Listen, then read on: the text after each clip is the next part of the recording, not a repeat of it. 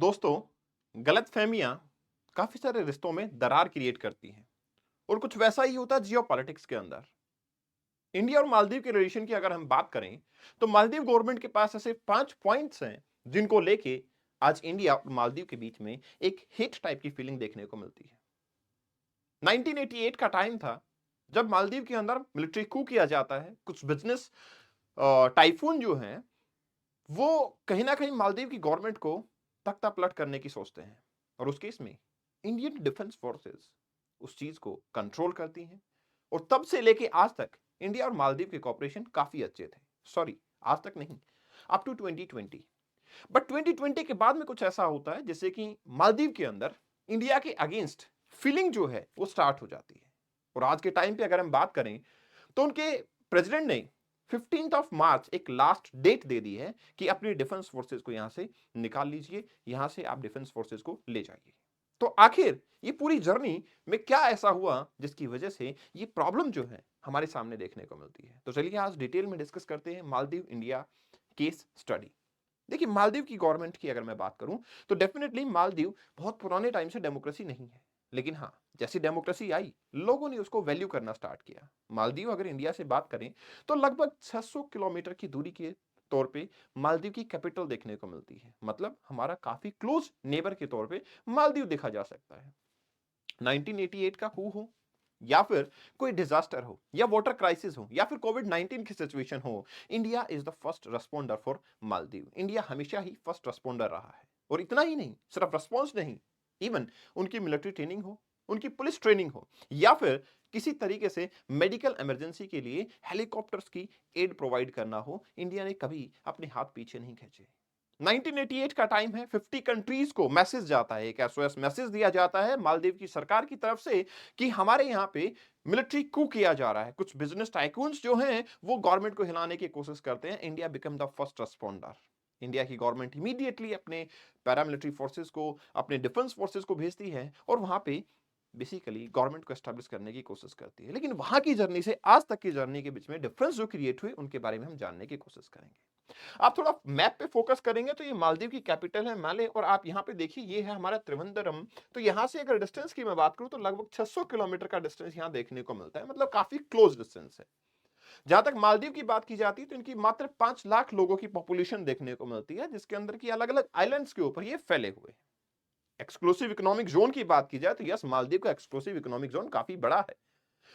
अब यहां पे भी मैं एक चीज कहना चाहूंगा, मालदीव की तो कैपेबिलिटी इवन ये भी नहीं है कि उस एक्सक्लूसिव इकोनॉमिक जोन से कुछ इकोनॉमिक मिनरल्स को एक्सप्लोर किया जा सके। वहां पे भी इंडिया इनकी मदद करता हुआ नजर आता है।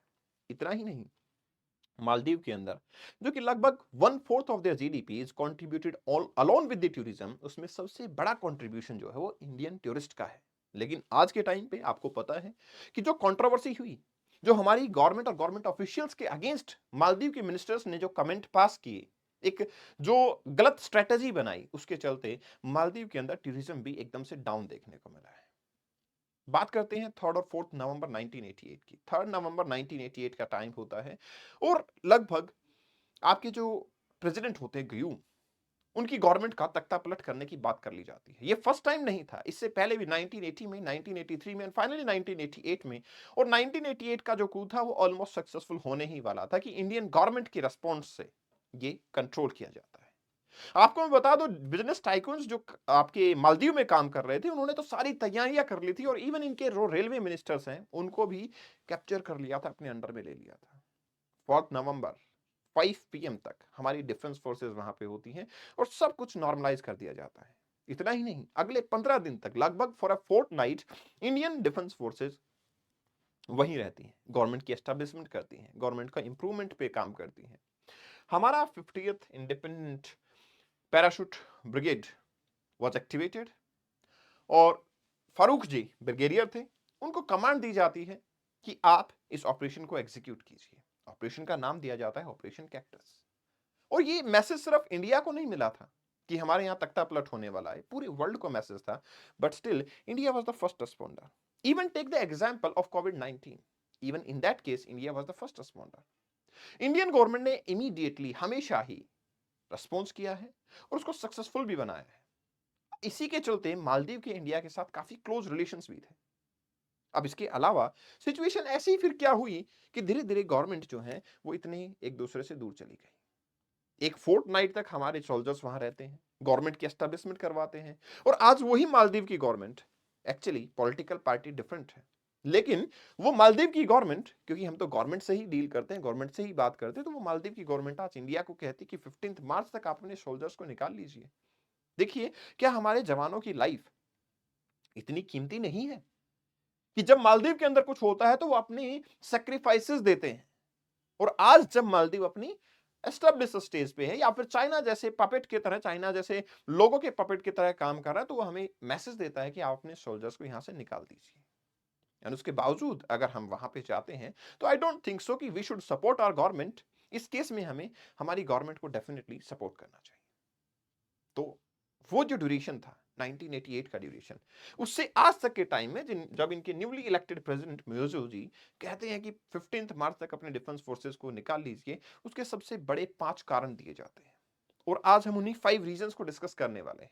और सवाल ये नहीं है कि मालदीव की गवर्नमेंट हमारे अगेंस्ट हो गई है। मैं कहना ये चाहता हूं कि देखिए, जियोपॉलिटिक्स के अंदर आज के टाइम पे भूटान हो, नेपाल हो, पाकिस्तान हो, अफगानिस्तान हो, बांग्लादेश हो या फिर श्रीलंका हो या मालदीव हो, जो कि इंडिया की नेबरहुड कंट्रीज हैं, ये सारे कंट्रीज कहीं ना कहीं इंडिया के अगेंस्ट होते हुए नजर आते हैं। कहीं भूटान जाके चुंबी वैली के लिए एग्रीमेंट साइन करता है चाइना के साथ में, कहीं नेपाल का कुछ एग्रीमेंट चाइना के साथ देखने को मिलता है। पाकिस्तान तो हमेशा ही या तो यूएस का या चाइना का पपेट रहा है। बांग्लादेश का कोई खास जियोपॉलिटिक्स में रोल नहीं है, बट स्टिल बांग्लादेश का भी टाई अप तो फिर भी ठीक है। श्रीलंका की अगर बात करें तो Sri Lanka is undergoing the crisis और उसके केस में ही अपने पोर्ट जो हैं they are allotted to China and now it comes to Maldives. तो व्हाट एग्जैक्टली इज रिक्वायर्ड और ऐसे क्या मेजर पॉइंट है? ये 5 पॉइंट हैं, स्पेसिफिक हैं, बट स्टिल हम इसको ब्रॉड लेवल पे अंडरस्टैंड करेंगे कि ये जियोपॉलिटिक्स में क्यों इंडिया की पॉलिटिकल सिग्निफिकेंस को कहीं ना कहीं चेंज करते हुए नजर आ रहे हैं। देखिए, मालदीव प्रेसिडेंट की अगर बात करूं, मियोजो जी जब प्रेसिडेंट बने थे, उसके बाद में उसके बाद में उन्होंने इंडिया आउट कैंपेन के ऊपर जोरों शोरों से काम करना शुरू किया। काम करना मतलब एग्जीक्यूट करना, क्योंकि वो प्रेसिडेंट ही इसलिए बने थे क्योंकि वहां पे उन्होंने इंडिया आउट कैंपेन को अपनी बेसिकली कैंपेनिंग की तरह यूज किया, अपने पॉलिटिकल वोट बैंक के लिए यूज किया। लेकिन सवाल यह है कि इंडिया आउट कैंपेन अगर इन्होंने चलाया और फिर भी लोगों ने इनको वोट किया, तो कोई ना कोई ऐसा रीजन तो होगा जिसकी वजह से यहां के लोग चाहते हैं कि इंडियन गवर्नमेंट और इंडिया के जो मिलिट्री फोर्सेस हैं वो यहां से चली जाए। ये आपके 23 फर्स्ट ऑफ दिसंबर 2023 जो है आपका COP28, जिसके अंदर की मालदीव के प्रेसिडेंट से प्राइम मिनिस्टर मोदी जी की मुलाकात हुई थी, वो एक स्नैपशॉट में आपको दिखा रहा हूं। अब सवाल ये है कि जैसी स्टेटमेंट आती है वैसे ही हमारे जो डिप्लोमेट्स हैं उनकी एक मीटिंग म्यूजिक जी के साथ एग्जीक्यूट होती है फॉरेन मिनिस्ट्री हेडक्वार्टर के अंदर। संडे मॉर्निंग का टाइम होता है और डिस्कशन किया जाता है कि क्या प्लान ऑफ एक्शन होना चाहिए। ऑब्वियसली अगर प्रेसिडेंट ऑफ मालदीव नहीं चाहते और मालदीव की सरकार नहीं चाहती कि हमारी फोर्सेस वहां पे रहें, तो डेफिनेटली हमारी फोर्सेस वहां नहीं रहेंगी, वो हमें वापस बुलानी पड़ेंगी। बट सवाल ये है कि हम इस स्टेज तक आखिर पहुंचे क्यों? सवाल ये है कि आखिर हम इसको कैसे फिर कंट्रोल में ला सकते हैं? तो उसमें सबसे पहला जो रीजन है वो ये है कि जो हमारे 88 इंडियन मिलिट्री पर्सोनल्स मालदीव के अंदर हैं, वहां मालदीव गवर्नमेंट को यह लगता है कि कहीं ना कहीं ये मिलिटराइज करने की कोशिश की जा रही है। कहीं ना कहीं इंडियन गवर्नमेंट हमें कंट्रोल करने की कोशिश कर रही है। कहीं ना कहीं Indian government just for the sake of help हमारे इंटरनल मैटर्स के अंदर पार्टिसिपेट कर रही है। तो क्या ये रियल फैक्ट है या फिर कोई और कारण है जिसकी वजह से हमारे फोर्सेस वहां पे हैं? तो देखिए, कारण तो कुछ और है। क्या कुछ और कारण है? हिस्टोरिकली अगर बात की जाए तो वैरायटी ऑफ ऐसे एरियाज है जिसमें Indian military forces, defence forces का मालदीव के साथ में कॉपरेशन रहा है। चाहे वो आपका कुछ ट्रेनिंग पर्पज से रहा हो, चाहे चाहे फिर आपका कुछ जैसे हेलीकॉप्टर हमने 2 डोनेट किए उनको, उसकी बेसिकली एक्सीलेंस सर्विस की प्रोविजंस के लिए रहा हो, या फिर मालदीव के अंदर कोविड के टाइम पे क्राइसिस आए हो उस टाइम पे रहा हो। But still after 2020 India out campaign जोरों शोरों पे मालदीव के अंदर चलता जा रहा है। तो फिर सबसे बड़ा कारण जो इसके अंदर नजर आता है वो आते हैं हमारे पास ध्रुव एडवांस लाइट हेलीकॉप्टर। देखिए, हमने 2 हेलीकॉप्टर, एक 2010 में, एक 2015 में मालदीव को दिया। काम क्या था इस हेलीकॉप्टर का? बेसिकली मालदीव क्योंकि एक आइलैंड कंट्री है, तो वहां अगर कोई डिजास्टर आती है, कोई साइक्लोन आता है, कोई फ्लड आती है या फिर कोई मेडिकल इमरजेंसी है, उस केस में रेस्क्यू ऑपरेशंस को एग्जीक्यूट करना, एयरलिफ्ट करना पेशेंट्स को, ये सब इन हेलीकॉप्टर्स के थ्रू एग्जीक्यूट किया जा रहा था। मालदीव का कहना है कि ये जो हेलीकॉप्टर्स आप देख रहे हो, ये हेलीकॉप्टर्स जो हैं बेसिकली ध्रुव एडवांस लाइट हेलीकॉप्टर जो हैं, ये बेसिकली एक मिलिट्री हेलीकॉप्टर्स हैं। ये कोई सिविलियन हेलीकॉप्टर्स नहीं है, ऐसा मालदीव के लोगों का मानना है। ऑब्वियसली ये रूमर्स इनकी गवर्नमेंट ने फैलाए हैं, जो आज के टाइम पे प्रेजेंट गवर्नमेंट देखने को मिलती है। मिर्जो जी की गवर्नमेंट जो है, उन्होंने अपने पॉलिटिकल कैंपेन के थ्रू इस टाइप के जो डिफेमेशन है वो फैलाने की कोशिश की है, और उसके चलते लोगों को लगता है, मालदीव की गवर्नमेंट को लगता है या फिर वहां के लोगों को लगता है कि हम वहां पे मिलिटराइजेशन कर रहे हैं। दूसरा, इससे पहले जो गवर्नमेंट थी, सॉली गवर्नमेंट, उनके जो भी इंडिया के साथ एग्रीमेंट थे, उन एग्रीमेंट्स को पब्लिक में नहीं रखा गया। मतलब वहां पे लैक ऑफ ट्रांसपेरेंसी देखी गई। हालांकि उन्होंने रीजन दिया कि ये कुछ आपके सिक्योरिटी रीजन है जिनकी वजह से हम इसको पब्लिक में नहीं रख सकते, लेकिन अपोजिशन ने इसके ऊपर काफी बड़ा गेम खेला और एक अच्छा खासा वोट बैंक अपने फेवर में कर लिया। इसके बाद में अगर हम बात करते हैं, थोड़ा सा मालदीव की एक न्यू पुलिस एकेडमी बनी है। वो नई पुलिस एकेडमी काफी बड़ी है, साइज में भी काफी बड़ी है, and it is totally build by India. अब इंडिया अगर उस पुलिस एकेडमी को बना रहा है, तो मालदीव को लगता है कि इंडिया इस पुलिस एकेडमी को इतना बड़ा इसलिए बनाया है कि इंडिया से जो डिप्लोमेट्स आएंगे, उनके फैमिली मेंबर्स आएंगे, वहां से जो पुलिस ऑफिसर्स आएंगे, वो यहां पे रह सके। और अगर ऐसे आके लोग यहां पे रहने लग जाएंगे, तो वो हमारी सॉवरेनिटी के अगेंस्ट होगा। अलोंग विद दैट, हमारी जो सरदार वल्लभ भाई पटेल पुलिस एकेडमी है, उसके साथ में इनका टाई अप किया गया ताकि ट्रेनिंग पर्पज में आपको हेल्प मिल सके। बट दे आर थिंकिंग कि वहां पे इसको मोनोपोलाइज किया जा रहा है। अपोजिशन जो कि अब पावर में है, उन्होंने इस टाइप का मिसट्रस्ट जो है वो लोगों के मन में क्रिएट करना स्टार्ट कर दिया। इसके बाद में यूटीएफ हार्बर के प्रोजेक्ट की बात आती है, जो एग्रीमेंट साइन होता है इंडिया के साथ में। इंडिया और मालदीव के बीच में 2021 में ये एग्रीमेंट साइन होता है, जिसके बाद ये हार्बर जो है इंडिया डेवलप करना स्टार्ट कर देता है। ये हार्बर कैपिटल के काफी पास में है, तो इनको लगता है कि इस हार्बर को सेल कर दिया गया है इंडिया को, एंड धीरे धीरे इंडिया मालदीव की लैंड को परचेज करता हुआ नजर आ रहा है। इसके बाद में अगर बात की जाए, तो इनका मानना ऐसा है कि इंडिया अपना नेवल बेस इस हार्बर के ऊपर बनाएगा, जो हमारे लिए काफी क्रिटिकल होगा। Maldivian chief of defence forces major general Abdulla Shamal, they had clarified even before the agreement was signed कि ये आपका मालदीव के लिए डेवलपमेंट की जा रही है, इसमें इंडियन गवर्नमेंट का या मिलिटराइजेशन का कोई रोल नहीं है। बट स्टिल ये जो रूमर्स फैलाए जा रहे हैं, इनके चलते मालदीव के लोगों को लगता है कि गवर्नमेंट जो है वो इंडिया के फेवर में ज्यादा काम कर रही है, and trying to sell out the Maldives island.